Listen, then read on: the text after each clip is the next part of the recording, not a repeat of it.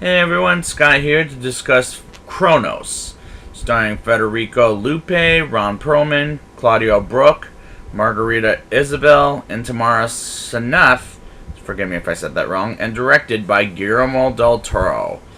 Now, why am I doing the Guillermo del Toro directed movies? Well, I'm looking forward to his movie The Shape of Water. It actually looks really good. And he's really good with monsters and cinematography and everything else. The only two I won't add in this is Hellboy, Blade 2, or Pacific Rim. I already reviewed Blade 2, but Hellboy I'm waiting till the reboot comes out. And Pacific Rim I'm waiting for the sequel. So, why am I doing this? Well, it's because I love Del Toro's work. I love his movies and I don't remember too much about Pan's Labyrinth except I don't remember liking it, but we'll see when I get to that show if it still remains the same. But let's get into this whole Cronos thing.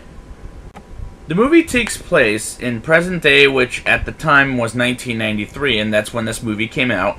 And we meet Jesus Gris, played by Federico Lupi, and his granddaughter Aurora, who owns a shop, well, mostly the grandfather does, full of expensive things and the shop is called Grand Bazaar Antiques, which is a very nice shop in Mexico, and I like Jesus and Aurora and their shop, and I think it looks beautiful, and the cinematography is absolutely stunning to look at for the 1990s. I love the humming on the song they sing until they find cockroaches, and where they came from is underneath the statue, and they find a golden piece of equipment, which looks very neat and a nice MacGuffin for the movie. Ron Perlman as Angel. Now, I'm a very big Ron Perlman fan because of Hellboy, which I'll get to when the reboot gets here, and I hope it's next year too. Believe it or not, I really hope they get the new reboot coming out next year.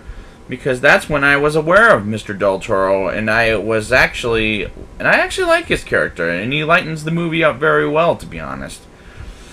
I like the golden thing because it has gotten Jesus, and I worry about Jesus in this movie, and I'll explain why later in the show. Well, let me explain it now. Because he turns into some kind of hideous monster by the end of the movie, and after we get a situation where Ron Perlman's character kills him. And I'll talk about that later. Jesus tells Aurora to stay away from the golden merchandise, which I believe is called Cronos. I'll just call it that for the rest of the show.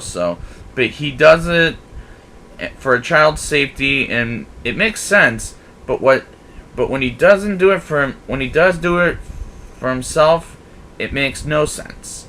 But I like the direction this movie is going, just to be clear. Aurora hiding Cronos in her teddy bear was, I thought, a very clever place to hide Cronos, in my mind. Jesus licking the ground was very fucking gross because he has no idea where it came from in the bathroom, let me say. And of course, Angel kidnaps him to find Cronos, and that was a bad way to die. And I know I wouldn't want to see Ron Perlman when I die. No offense, Mr. Perlman. Because he's a big motherfucker. But he does do it accidentally and pushes a car to the ground, which, ouch, by the way. That death is painful, and I've got to give credit to Federico Lupe for the way he played that scene. Tito who is another character, is about to cremate Jesus, and as it turns out, he's not dead at all, and he escapes when Tito wasn't looking, and that I felt was a good fooled you moment. And I love that he comes back to life. Such a great scene. Jesus looks a hell of a lot like Frankenstein's monster when he's resurrected mixed with a vampire.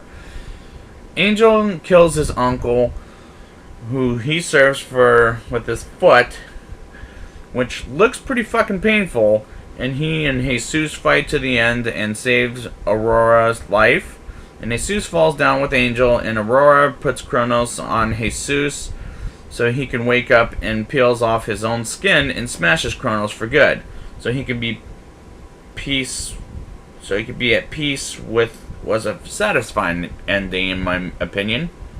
Now it's time to give this movie a rating. I'll give this movie a 8.4 out of 10. This is a good start for Mr. Del Toro, and I like the characters, and I love the cinematography. And this has and has a very good acting for a foreign language film. Yes, this whole movie is Spanish, so heads up, except for maybe with a couple of scenes of English.